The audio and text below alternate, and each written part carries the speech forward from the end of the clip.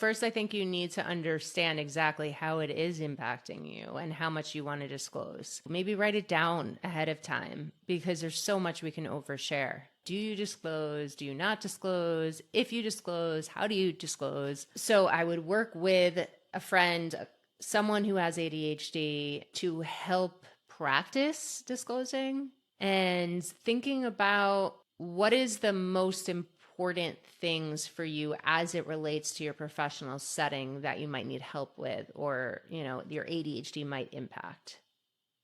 Because you can go on because ADHD impacts pretty much everything. But what are the things that you truly need help with and are something you want your employer or colleagues to understand? Welcome to Successful with ADHD. I'm Brooke Schnittman. Let's get started. Welcome back to Successful with ADHD. Today we're going to do things a little bit differently. I invited one of my former ADHD clients and podcast producer, Marc Ronick, to Successful with ADHD. He's no stranger to Successful with ADHD. He has been on before sharing his journey. And the style that we're going to do on today's podcast is an Ask Me Anything. Generally, I have guests come on and they share with me their strategies, their journey with ADHD. Today, I'm going to be interviewed by Marc, where he is going to ask me questions related to strategies and support surrounding ADHD. And if all goes well, we'll continue to do some Ask Me Anythings. All right. So welcome, Marc. So great to have you back on Successful with ADHD. Hey, Brooke, thank you. And selfishly, I'm really excited about this because, hey, I'm getting a coaching session with Brooke. I'll take it anytime. and to be clear, yes, former client, but behind the scenes, Brooke is always there for me when I need it, when I'm struggling a little bit with my ADHD. She's, I can send her a text, shoot her a message, and she usually, at the very least, is able to send me some kind of encouraging words that helps set me straight. So this will be a nice revisit to how we used to do things. And I'm hopeful, and I think this will be helpful to others too. I want to do this where really focusing a lot more on having ADHD and a business. Mm-hmm. As you know, there are times for me where it is really challenging. And quite frankly, there are days where I just want to throw it all away and just say, forget it. It's too much. I can't handle it. I want to be done with it. And so I want to dig into a few different areas. And I think really the best place to start is, after all these years, I still find myself doing a lot of my work at the last minute. Mm-hmm. For example, the reason why I'm sharing this with you as the first question is because even prepping for this interview, aside from the phone call that we did prior, I was prepping this morning for this interview, and it's a little after 12 p.m. So literally just hours ago, really preparing for it. And I guess it bugs me that I seem to continue to do things last minute. And then on the other hand, I wonder, is it really such a bad thing? I certainly hear it from others. Don't wait till the last minute. I heard that growing up through school all my life. So should I be worried about this last minute habit, or is there a way to maybe make it work to my advantage? Well, I want to follow up on that because this morning I also presented to IBM about ADHD in the workplace. And I spent weeks prepping for this presentation. And as a caveat, I'll add that right before, of course, I continued to prepare. Mm-hmm. So my question to you is, was the preparation that you did right before our interview today necessary, or was it something that you did because it was coming up and the dopamine started flowing? There was a deadline, you got excited, and you said, I want to make sure this first episode is amazing, and I'm going to do even more than I had planned?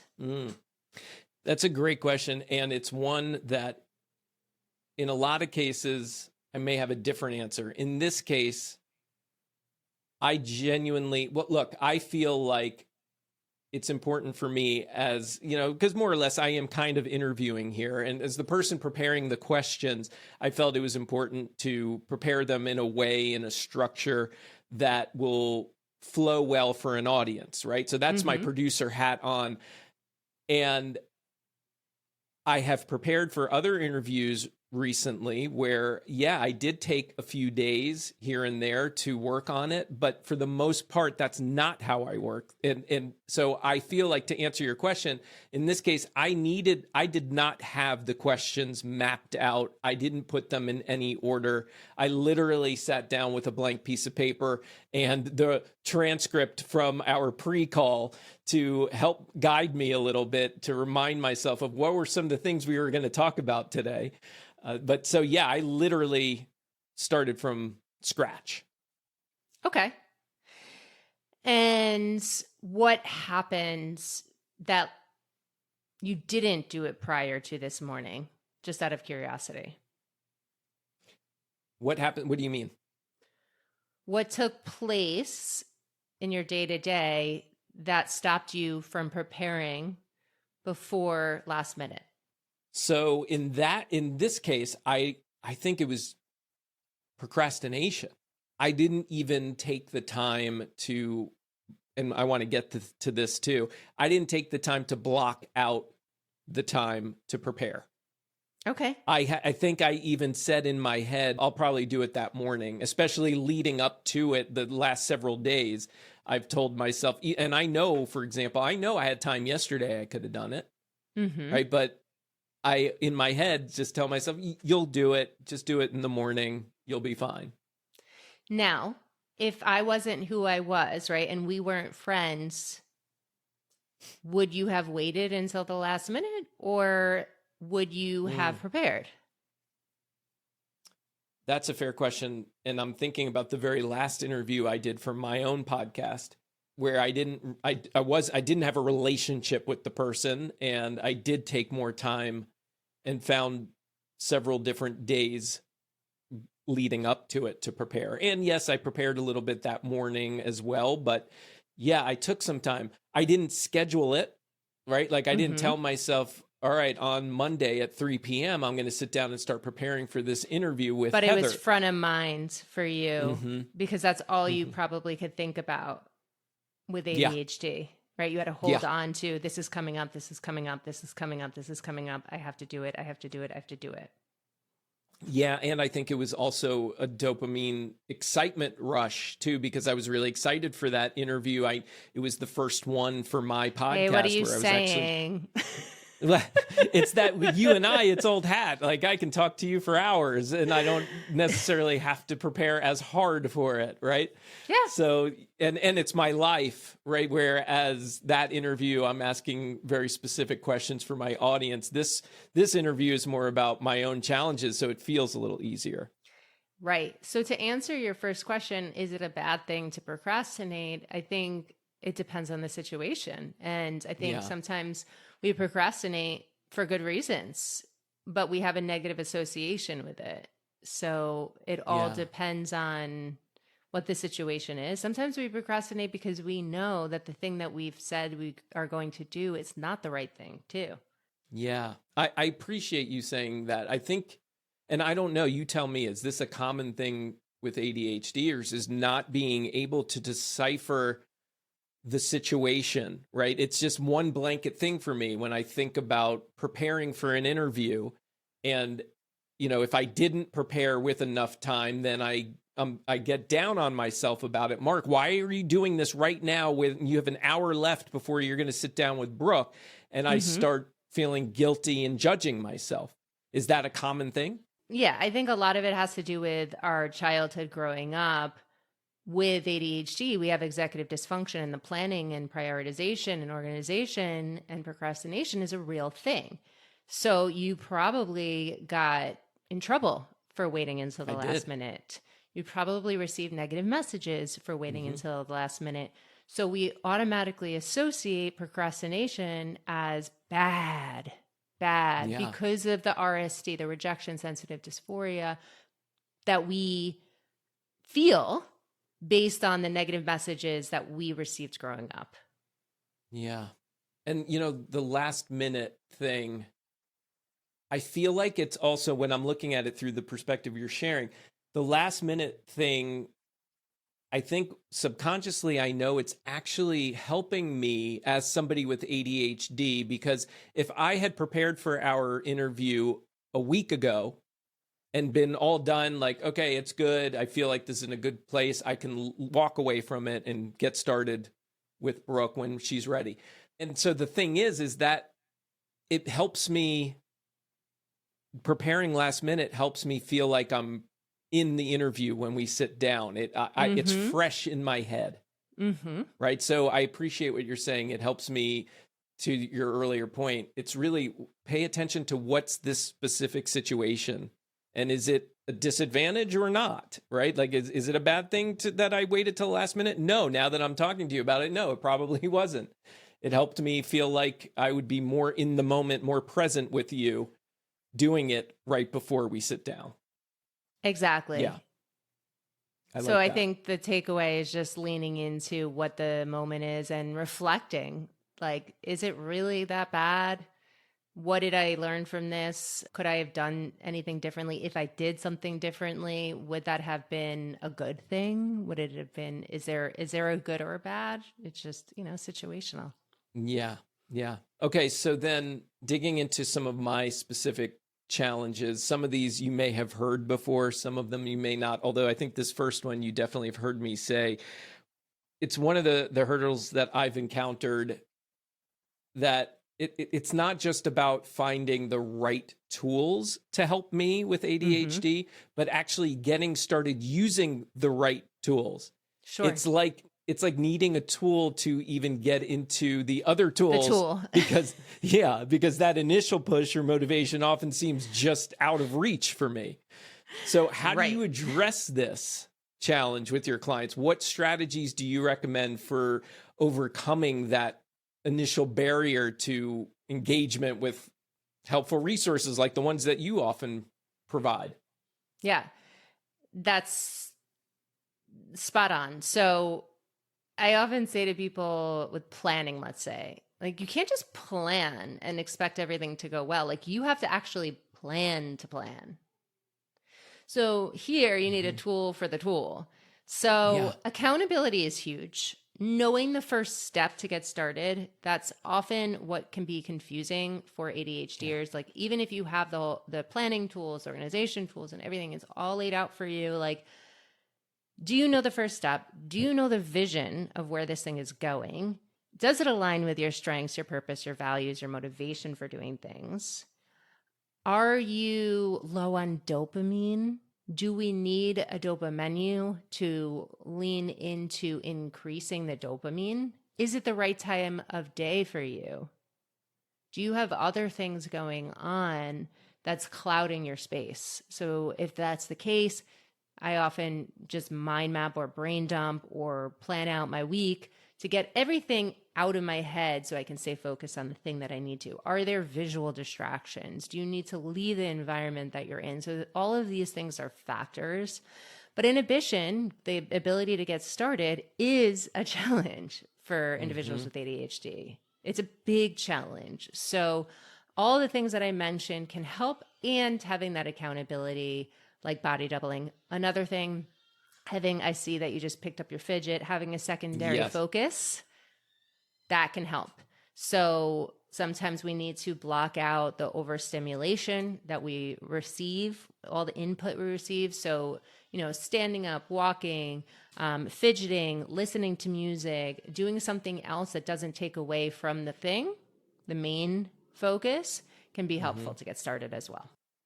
Interesting. For me, I always feel like it's a low dopamine situation, because when it's time to get started, if my dopamine isn't where I feel it needs to be, I'm not getting started. And you said something that I'm really curious about. You mentioned, do you need your dopamine menu? Right? What is that? Tell me a little bit about that. Yeah, so I actually put it in my book, Activate Your ADHD Potential. So basically, it's a bunch of dopamine inducing things or activities or food that you can do or eat or be a part of that will increase your dopamine level. So for example, having omega, going outside, being, in the sun, being around nature, planning something that's exciting, thinking about something that's exciting, getting, of course, proper sleep, water, nutrition, laughing. All of these things can increase your dopamine levels. And with ADHD, we have a really low dopamine baseline or really high dopamine input. So when we have high dopamine, we hyper focus. When we have low dopamine, usually we're underwhelmed or bored or things are monotonous. We don't get the normal dopamine drip like a neurotypical does. So we're constantly trying to modulate our dopamine levels or lean into the high dopamine when we get that. That's that hyper focus that people are afraid of even going to the bathroom with when you're in it. Yeah. Wow. Yeah. So, and then my fear about that is distracting myself. In other words, so I go do a thing that helps increase my dopamine, and then I'm afraid that then I'm just going to get hyper fixated on doing that thing because it feels so good, and I'm not going to want to go and do the thing that I'm trying to get done. So what do I do with that? Well, you have to have the right conditions and you have to have a system that you will come back to the thing that you get excited about. So for me, as a business owner, because I know you brought that up in the beginning, I have a board, an Asana board, and every time this new, exciting, shiny opportunity arises in my business, instead of jumping on it, which I used to do, and sometimes I still do, I'm not going to lie, I'm not perfect, I'll drop it in the future opportunities to explore, and I'll sit on it and come back to it, set a reminder for 30 days. And generally speaking, I'm not that excited about it 30 days later, right? So I get dopamine by planning out my week and crossing things off and knowing that if I'm distracted or something's not, happening for me in the day, I'm having a low dopamine day, or I'm really anxious or stressed out, or I didn't get a good night's sleep, or the toddler is screaming, or something is happening in my life, I look at my schedule and I say, okay, I planned on doing these things today. It's not happening. I have this whole block of time Thursday that I can do the thing. Okay, well, that's a perfect segue because the next question I had written down is to talk a little bit about time management and time blocking. I've tried time blocking several times as a strategy to manage my day, but it hasn't really stuck for me. Even with setting alarms and notifications on my phone, putting it in my calendar, I find myself acknowledging it when it comes up. Oh, it's a time block. Right. But then returning to whatever it was I was doing in the first place. I don't want to stop what it was that I was doing. Or quite frankly, maybe I really wasn't even doing a lot, but I've convinced myself that, I'm doing other things. I don't need to do this right now. Right. So many people with ADHD and those who are also neurotypical, I've heard many swear by time blocking, but it feels like it's not working for me. So are there alternatives, or how do I get myself to actually stay disciplined with time blocking? The first thing I'm going to ask is the things that you had said that you're doing other things that might be more interesting. The things that are not as interesting, why are you doing them? I mean, look, sometimes it could be because it's a promise I made to a client about getting something done that, it has to get done, but I'm not particularly excited about doing it. Okay. Is there any level of accountability that you can have that's not intrinsic that you can create for yourself? Well, I guess help me define, what do we mean by a level of accountability? So you promise this client that you will do X. So what ends up happening where do you give a date by when you're going to do it? Yeah. And now that you're explaining it that way to me, I'll probably actually prioritize that over my own stuff when I've set that date, and really when I've made that commitment to a client, right? Because a client, that's the driving force of my business, and I don't want to disappoint my clients. So maybe I've actually chosen a lousy example thinking about that, because I think in most cases I'm going to get that done when I say I'm going to get that done. So I'm trying to think of a good example of something that I'm doing that why am I doing it if it's not exciting me? Well, listen, while you think about it, I mean, there's plenty of things that we have to do as adults that don't excite us, right? We have to compile our taxes. Yeah. I don't know anyone who's excited about that, right? And that's Right. usually something we procrastinate about. Laundry. I mean, yes, you can offload that and you can, hire someone. There are things you can do as it relates to that. But there are things, right, as an adult, as a parent, as a spouse, that you have to do that you don't love doing. Yeah. So if you have the ability to delegate, eliminate, break things down, great. If you don't, then again, I would pair it with a dopamine inducing task. I would do a dopamine inducing task first, then do it.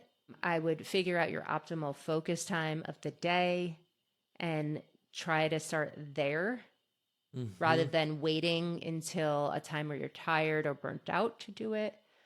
Yeah. Those are all options. And then that accountability piece, whether you're body doubling or giving someone out there a date to do it. Like, even if you were to do your taxes, you have to get your taxes done by a certain day, right? Or else you pay penalties. So, thinking about all those things can help. Not saying it's a foolproof answer, but once you realize you cannot eliminate, delegate, anything like that, you have to do the thing, even if it doesn't align with your purpose, your passion, your strengths. You have to do it as a responsible adult.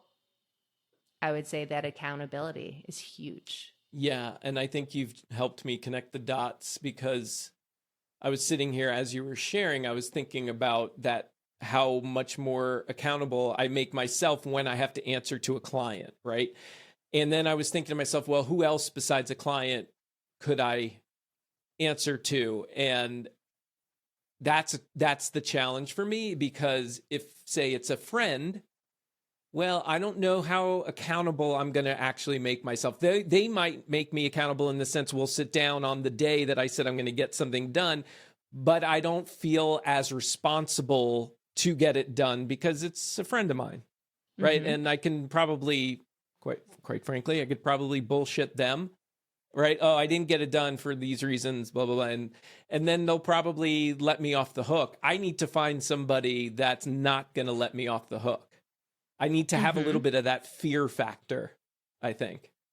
Yeah, I think when we show up in groups of other people outside of our friends, like those accountability coaching groups, weekly thing, like when you give your word and you put it out there and you don't follow through, and then other people are following through around you, that's when it can make a difference. But yeah, I mean, like, friends can let you off the hook. Are there consequences? Yeah. Are the consequences big enough for you to not like bend your due dates or flexibility with your friends, including me? Yes. So you need to find someone who potentially is not your friend to do those things. Yeah. Or, promise social media that you're going to do it. Promise a bigger group of people that you're going to do it. And generally, when you do that as a people pleaser, you're going to do it. Yeah. Yeah. Is it the That's a good point. healthiest way? No. But, sometimes we have to play games with ourselves to get the thing done. All right. So now I know I'm definitely going to start this quest to find that person or maybe group. And I know you have some groups too that you do this, where the accountability groups. that's a goal I am setting for myself. And I will say by the end of the month, I will have somebody that I can report to for my accountability. Because because I've also noticed I avoid that, whether I realize it or not. Now that I'm thinking back, I avoid finding that person to hold me accountable because I think deep down I know it's going to hold me accountable and I'm actually going to have to do the hard work. Right? Well, remember before you got started with our coaching, you had chosen another coach because you had said that I intimidated you. Yes. In the sense of like, you knew you're going to have to do shit. So yeah. And it took me until to really realize, okay, this wasn't a good fit with that other coach. And then when I went back to think about who am I going to work with now, and I was, and I saw your name on my list, and the first thought was, oh no, she was way too intimidating. And then I thought, well, maybe that's what I need. And so I appreciate having this conversation with you because I think with ADHD, I can go through all the coaching in the world and I have so much respect for your coaching, but thank you. After some time, I'm going to forget about it, or I'm just, I'm going to put things out of to sight, the out of side. mind. So, so it's good to revisit these conversations. I appreciate it. Absolutely. And I can't even tell you how many, you're not alone in this, first of all. Like, I can't even tell you how many consultations I've had with potential clients who, like, on their form, when they were filling out their form on our website, I am 100% committed. I need this. I need this. I need this. And then, it's not as prevalent to them in the call because the problem is not right in front of them anymore. And it's out of sight, out of mind in the moment until it gets really bad again. And then they reach back out like a month or two later. So you're not alone in that. Yeah, that's reassuring. Even though in the moment it's frustrating, but I feel that. And another area that I need to revisit with you is really managing my perfectionism, because I've been realizing lately that it's actually a bigger deal, I think, than I thought it was, because I used to tell myself it wasn't a problem because I didn't see it affecting certain areas of my life, like when I'm interviewing for a podcast.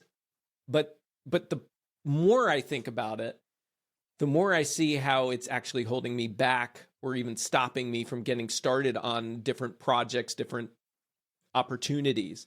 Mm-hmm. So how can I tackle this perfectionism, especially when it sneaks up on me in ways that I didn't initially recognize? Well, I have an answer to that. However, I'm going to challenge you as the coach. Okay.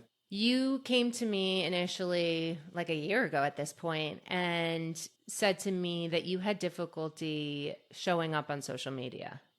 Mm-hmm. And you got advice that said, just show up. Like, don't worry about the perfectionism piece. Just do it. Right. Mm-hmm. Okay. But what ended up working for you? I mean, I think I know the answer, but I want you to say it. Well, what worked for me? I mean, I think the only thing I could think of was the repetition of doing it. I think that helped me show up just by the more I did it, the more comfortable I became. And how did you show up, though, initially before the repetition? Oh, with hesitancy and fear. And how else? Like, how did you actually post?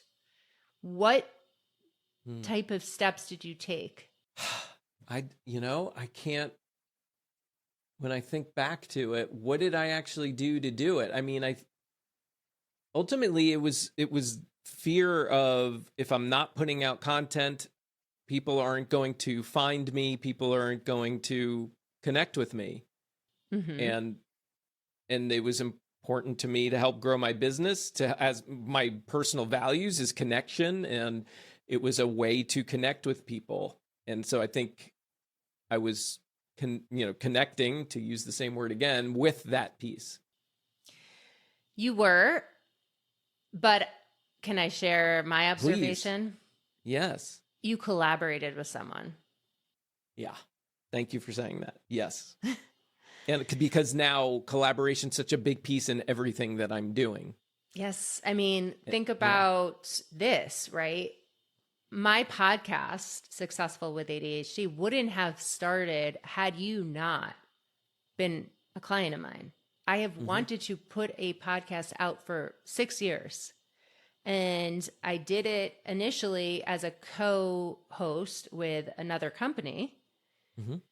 But I always wanted to go solo. And it wasn't until you made it easier for me. You coached me through it. You held my hand and said, this is the way. You showed me the way. And then you did all the stuff that I didn't want to do, like all the editing, right? For you also coming onto this podcast to do an Ask Me Anything, I had come to you and said, I want to do this. And you kept coming to me and saying, when are you going to do it? When are you going to do it? When are you going to do it? And then I said, I don't know. I'm busy. Leave me alone. And then finally, you said, I'm happy to interview you. And I did it. So collaboration is huge for you. It's huge for me. You collaborated with Nick and you started posting on social media. And I'm guessing you got good feedback and it worked for you. Yeah. That gave you that boost. Yeah, I still don't love posting on social media, and it's so much easier when I get to collaborate. I mean, if you go back and look at my Instagram posts, a lot of them, it's me and somebody else, right? Because like you said, that was an easier way for me to show up and get excited about it. Yeah. Yeah. So I think it's about not having a black and white answer to like, oh, this is bad, or this is how you start, right? It's thinking differently. What is a different solution that I could come up with to do this? What aligns with your core values? So connection is huge for me. It's huge for you. Maybe I need that other person to do it with me and get me comfortable. And there's nothing wrong with that. Why do you think people become employees before they own their own business? Because you need to be shown the way sometimes. You need mentoring, you need help before you can do the thing. Not to say that you need it, but some people feel like they're more comfortable, and that's okay. There's nothing wrong with it. Everyone, we don't have linear paths with ADHD. Our paths are non-linear. So take an alternative route. We'll still get to where we need to get to, but don't shame yourself because of that. Yeah. And I think that, thank you for saying that, because I think that shame is definitely a big piece of it. And I think that has to do with something you said earlier, the idea of how we were programmed growing up, right? And just assuming it's bad, like you were saying, good or bad. And, oh, it's bad because I'm not doing this. And instead it's about reprogramming our brains into understanding, like you said, having these alternative paths. It doesn't mean it's bad. It just means that's how I get there. That's my preferred route. Exactly. Yeah. The negative memories are encoded in our brain so much more, like Teflon, than the positive memories. So we have to work extra hard to reprogram, like you said. Our brain is like a muscle. It can atrophy if we don't use it and practice in those reprogramming growth mindset ways. Very cool.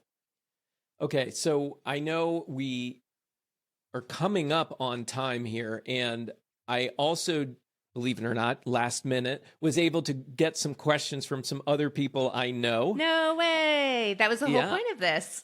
Yeah. So this is actually my dearest friend, my best friend, Jonah, who was literally just diagnosed at, well, I think technically at 51. He just turned 52 a couple months ago.